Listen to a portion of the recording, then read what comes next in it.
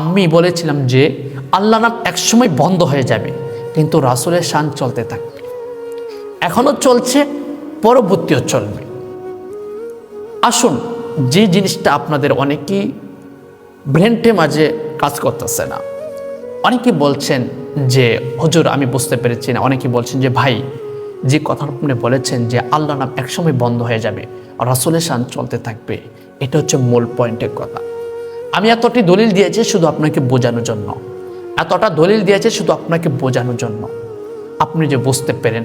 আল্লাহ তাআলা যে আপনাকে এবং আমাকে সবাইকে কবুল করে, সকল বলি আমিন। আসুন, আমি বলেছিলাম যে এক সময় আল্লাহ তাআলার নামটি বন্ধ হয়ে যাবে, রাসূলের শান চলতে থাকবে, এখনো চলছে, পরে চলবে। তাই আমরা কেন নবী নবী করি, বুঝতে পেরেছেন? কারণ নবী ছাড়া কোনো উপায় নাই, কারণ নবী ছাড়া কোনো উপায় নাই। কারণ হচ্ছে যে হাবিবুল্লাহ কাকে বলা হয়, কালিমুল্লাহ কাকে বলা হয়? হাবিবুল্লাহ কালিমুল্লাহ তাকে বলা হয় যারা, যেই ব্যক্তি মুসা কালিমুল্লাহ আল্লাহকে দেখতে চেয়েছিল, আল্লাহ দিদার দেয় নাই, তাকে বলা হয় কালিমুল্লাহ। আর হাবিবুল্লাহ তাকে বলা হয় যেই ব্যক্তি বিশ্রামে শুয়ে তাকে আল্লাহ তাআলা তাকে অফার করে আল্লাহ দিদার যাওয়ার জন্য, তাকে বলা হয় হাবিবুল্লাহ। আমার রহমাতুল লিল আলামিন হচ্ছে হাবিবুল্লাহ, আর কালিমুল্লাহ হচ্ছে মুসা নবী। তাহলে আমার নবীজি সারা কোন উপায় নাই। কেন নবী নবী করব?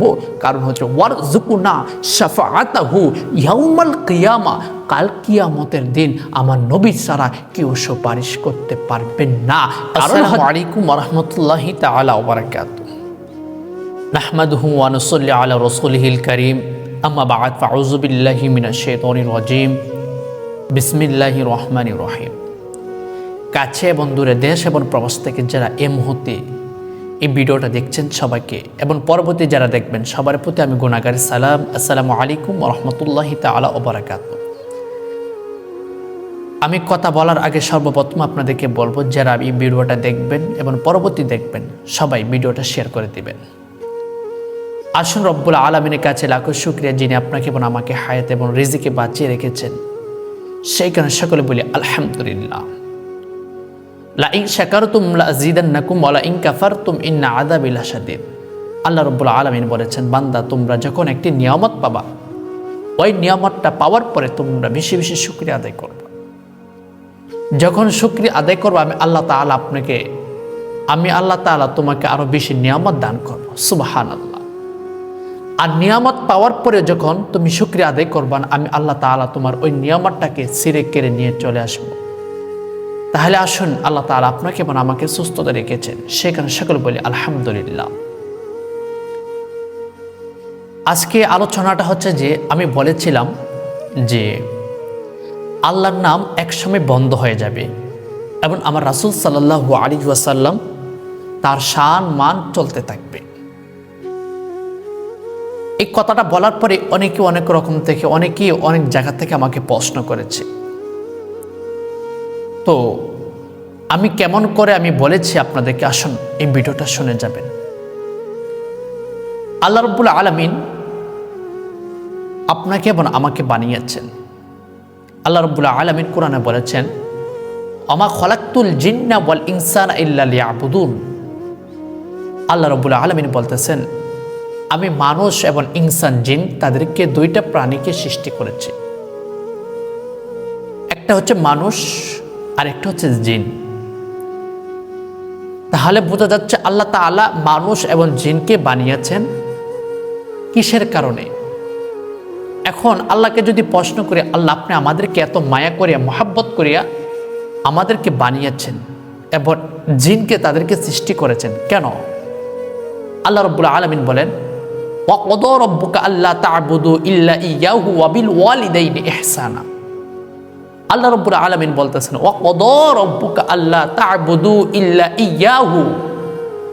হে সকল বান্দা বান্দিরা, তোমরা আমি আল্লাহ তাআলার ইবাদত করো। সুবহানাল্লাহ। এখন আল্লাহকে যদি প্রশ্ন করি, আল্লাহ আপনার ইবাদত করলাম, করার পরে আমাদেরকে কি হবে?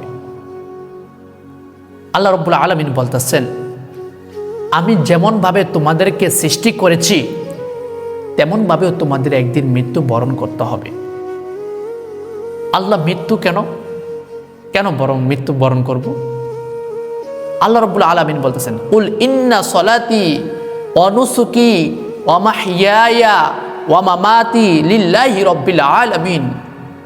আল্লাহ বলতেছেন, তোমার নামাজ, তোমার হজ, তোমার জাকাত, তোমার ইবাদত, তোমার সব কিছু, তোমার হায়াত, তোমার মওত রব্বিল আলামিন, একমাত্র আমি আল্লাহর জন্য। সুবহানাল্লাহ। তাহলে কি বুঝতে পেরেছি আমরা যে আল্লাহ তাআলা আপনাকে এবং আমাকে হায়াত দিয়েছেন, হায়াত দেওয়ার পরেও এক সময় আমাদেরকে মৃত্যুবরণ করতে হবে। মৃত্যুবরণ তার প্রমাণ কি? কুল্লু নাফসিন যায়িকাতুল মাউত। আল্লাহ রাব্বুল আলামিন বলতেছে সকল প্রাণীদের একদিন মৃত্যুবরণ করতে হবে। এখন প্রাণী কোনটাকে বলা হয়? আল্লাহ রাব্বুল আলামিন বলতেছেন, যাদেরকে আমি আল্লাহ তাআলা প্রাণ দিয়েছি, যাদেরকে আমি আল্লাহ তাআলা রূহটা দিয়েছি, প্রাণ দিয়েছি, তাদেরকে একদিন মৃত্যুবরণ করতে হবে। তাহলে বোঝা যাচ্ছে যে আল্লাহর জগতে যতটা প্রাণী আছে, 18,000 মাখলুক ওপরও যদি কোনো প্রাণী থেকে থাকে, বা 18,000 মাখলুক যত প্রাণী আল্লাহ সৃষ্টি করেছে, সকল প্রাণীদের একদিন মৃত্যুবরণ করতেই হবে। কুল্লু নাফসিন যায়িকাতুল মাউত। সকল প্রাণীদের একদিন মৃত্যুবরণ করতে হবে। আল্লাহ আপনি আমাদেরকে জীবিত হায়াত দিয়েছেন এবং এই দুনিয়া থেকে বিদায় হতে হবে। দুনিয়াতে যখন বিদায় হয়ে যাব, তখন আমরা কোথায় যাব? আল্লাহ তাআলা বলতেছেন, মিনহা খলাকনাকুম ওয়া ফিহা নুঈদুকুম ওয়া মিনহা নুখরিজুকুম তারাতান উখরা।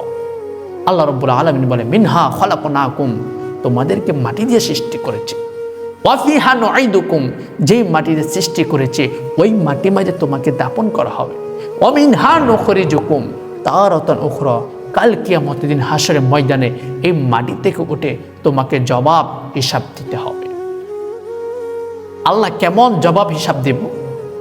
আল্লাহ বলতেছেন, ফামান ইয়ামাল মিসকালা যাররাতিন খায়রান ইয়ারা ওয়া মান ইয়ামাল মিসকালা যাররাতিন শাররান ইয়ারা। এমন ভাবে তোমাকে যাররা যাররা পরিমাণ আমার দরবারে হিসাব দিতে হবে। আল্লাহ যাররা পরিমাণ কেমন?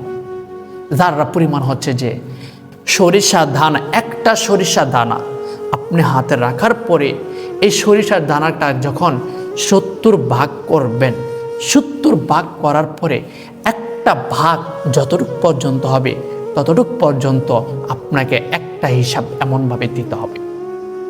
তাহলে চিন্তা করেন, সরিষার দানাটা হচ্ছে একদম ছোট। এই সরিষার দানাটা যদি হাতে রাখার পরে 70টা ভাগ করেন, তাহলে সরিষার দানার কোনো কিছু পাওয়াই যাবে না। এমনভাবে যাররা যাররা পরিমাণ কাল কিয়ামতের দিন হাসরের ময়দানের জবাব হিসাব দিতে হবে। কেন?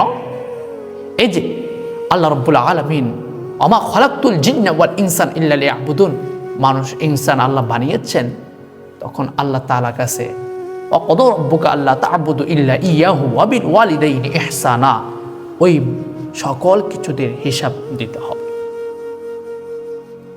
তাহলে আমরা কি বুঝতে পেরেছি যে আল্লাহ রাব্বুল আলামিন আমাদেরকে সৃষ্টি করেছেন, 18,000 মাখলুক সৃষ্টি করেছেন, 18,000 মাখলুকের মধ্যে আল্লাহ প্রাণ দিয়েছেন।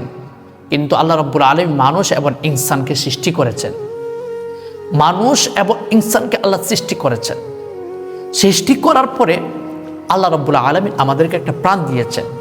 প্রাণ দেওয়ার পরে আল্লাহ রাব্বুল আলামিন আমাদেরকে একটা মৃত্যু দান করেছেন, যার যখন সময় চলে যাবে সে তখনই দুনিয়া থেকে বিদায় হয়ে যাবে।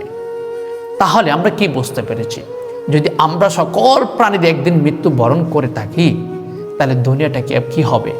আল্লাহ রাব্বুল আলামিন বলতেছেন, কুল্লু মান আলাইহা ফান, এই পৃথিবীর একদিন ফানা হয়ে যাবে, এই পৃথিবীর একদম তামা হয়ে কিয়ামত হয়ে যাবে।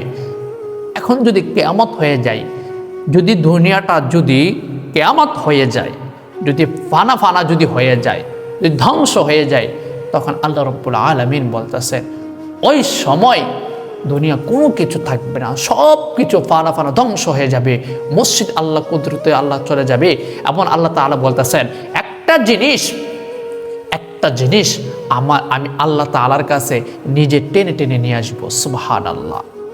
কিন্তু অন্যদিকে বলেছে কোরআন, মসজিদ, মাদ্রাসা, এটাকে আল্লাহ তাআলা আগে দিয়ে নিয়ে নেবে, কিন্তু তারপরে তারপর যখন কিয়ামত একটা অবস্থান চলে আসবে, যখন ধ্বংস হওয়ার একটা অবস্থান চলে আসবে, ওই মুহূর্তে আল্লাহ রাব্বুল আলামিন বলতেছেন তার হাবিবকে আল্লাহ তাআলার কাছে চলে নিয়ে যাবেন। সুবহানাল্লাহ। আল্লাহ তাআলার কাছে কেন তার হাবিবকে মুহাম্মদ সাল্লাল্লাহু আলাইহি ওয়াসাল্লাম ওই নবীকে কেন নেবেন? আচ্ছা, আমি বলেছিলাম যে আল্লাহ নাম একসময় বন্ধ হয়ে যাবে, কিন্তু রাসূলের শান চলতে থাকবে। এখনো চলছে, পরবর্তীও চলবে।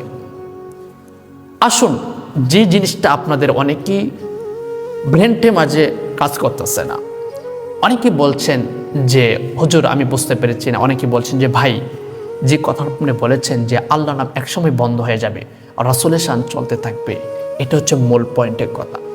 আমি এতটি দলিল দিয়েছি শুধু আপনাকে বোঝানোর জন্য, এতটা দলিল দিয়েছে শুধু আপনাকে বোঝানোর জন্য, আপনি যে বুঝতে পেরেন। আল্লাহ তাআলা যে আপনাকে এবং আমাকে সবাইকে কবুল করে, সকল বলি আমিন। আসুন, আমি বলেছিলাম যে এক সময় আল্লাহ তাআলার নামটি বন্ধ হয়ে যাবে, রাসূলের শান চলতে থাকবে, এখনো চলছে, পরে চলবে। আমি আগে দলিল দিয়েছিলাম কুল ইন্না সলাতি ওয়া নুসুকি ওয়া মাহইয়ায়া ওয়া মামাতি লিল্লাহি রাব্বিল আলামিন। আমার নামাজ, আমার হজ, যাকাত সব কিছু, আমার হায়াত, আমার মত একমাত্র রব্বিল আলামিন, ওই রবের জন্য। আমি আবার বলেছিলাম কুল্লু নাফসিন যায়িকাতুল মাউত। আল্লাহ রাব্বুল আলামিন আপনাকে এবং আমাকে সকল প্রাণী একদিন মৃত্যুবরণ করতে হবে। কুল্লু মান আলাইহা ফান। যখন এই পৃথিবীটা যখন ফানা ফানা হয়ে যাবে, তখন তো আমার রব্বুল আলামিনের শান মান, যখন পৃথিবীটা যখন পৃথিবীতে কোনো কিছু থাকবে না, ধরেন যখন পৃথিবীতে কোনো কিছু থাকবে না, তখন তো আমার আল্লাহ তাআলা শান মান কেউ ভোলা তো মানুষও থাকবে না। তাহলে আমার আল্লাহ রাসূল সাল্লাল্লাহু আলাইহি ওয়াসাল্লাম তার শান মান কেমনভাবে চলতে থাকবে? আসুন, আল্লাহ বলতেছেন ইন্নাল্লাহা ওয়া মালাইকাতাহু ইউসাল্লুনা আলান নাবিয়্যি ইয়া আইয়ুহাল্লাযীনা আমানু সাল্লু আলাইহি ওয়া সাল্লিমু তাসলিমা।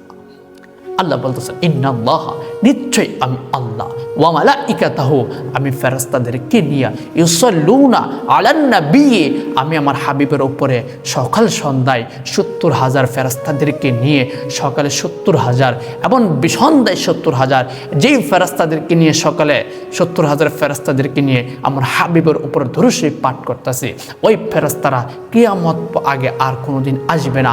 সন্ধ্যায় যে 70,000 ফেরেশতাদেরকে নিয়ে আমার হাবিবের উপরে আমি আল্লাহ তাআলা দরুদ শরীফ পাঠ করি, ওই সন্ধ্যায় ফেরেশতাগুলো কিয়ামত পর্যন্ত আসবে না। আমার হাবিবের উপরে এখনো দরুদ শরীফ পড়তাছি এবং বরং পরবর্তীও পড়ব। ইয়া আইয়ুহাল্লাযীনা আমানু সাল্লু আলাইহি ওয়া সাল্লিমু তাসলিমা। আল্লাহ বলতেছেন, হে ঈমানদারগণ, তোমরা আমার হাবিবের উপরে আমি আল্লাহ তাআলা যেমনভাবে দরুদ শরীফ পাঠ করি, তোমরাও দিনে রাত 24টা ঘন্টা আমার হাবিবের উপরে দরুদ শরীফ পাঠ করো। সুবহানাল্লাহ। এখন একটা কথা চিন্তা করেন যে ইয়া আইয়ুহাল্লাযীনা আমানু, হে ঈমানদারগণ বলেছে, কিন্তু আল্লাহ তাআলা ইচ্ছা করলে বলতো কুল ইয়া আইয়ুহাল কাফিরুন। আল্লাহ ইচ্ছা করলে বলতে পারতো কুল ইয়া আইয়ুহাল কাফিরুন, হে কাফিররা তোমরা নবীর উপর দরুদ শরীফ পাঠ করো। বা বরং বলতে পারতো ইন্নাল মুনাফিকিনা ফিদ দারকিল আসফালি মিনান নার, ওই মুনাফিকরা তোমরা আমার হাবিবের উপরে দরুদ শরীফ পাঠ করো। কিন্তু মুনাফিকদেরকে বলে নাই, কাফেরদেরকে বলে নাই, বলেছেন ইয়া আইয়ুহাল্লাযীনা আমানু, হে ঈমানদারগণ, সাল্লু আলাইহি ওয়া সাল্লিমু তাসলিমা, তোমরা আমার হাবিবের উপরে দরুদ শরীফ পাঠ করো। আমি আল্লাহ তাআলা এখনো পড়তাছি, পরবর্তীও পড়ব। তাহলে কি বোঝা যাচ্ছে যে যদি দুনিয়াটা যদি কিয়ামত হয়ে যায়, যদি দুনিয়াটা যদি কিয়ামত হয়ে যায়, ওই সময় আল্লাহর নাম নেওয়ার কোনো মানুষ, আল্লাহর কোনো প্রাণী থাকবে না, যেহেতু সকল কিছু একদম ধ্বংস হয়ে যাবে। কুল্লু মান আলাইহা ফান, এই পৃথিবীর যখন ফানা ফানা হয়ে যাবে, যখন ধ্বংস হয়ে যাবে, তখন তো আমার আল্লাহ তাআলার নাম নেওয়ার মতন কেউ থাকবে না। কিন্তু আমার আল্লাহ বলতেছে আমার রাসূলের উপরে এখনও দরুদ শরীফ পাঠ করি, যখন পৃথিবীটা ধ্বংস হয়ে যাবে, আমার হাবিবকে কুদরতভাবে আমি আল্লাহ তাআলার কাছে এনে আমার হাবিবের উপরে দরুদ শরীফ পাঠ করতে থাকবো। সুবহানাল্লাহ আলহামদুলিল্লাহ। তাহলে আমরা বুঝতে পেরেছি যে দরুদ শরীফ আমার হাবিব উপরে এখনও আল্লাহ তাআলা পড়তেছেন।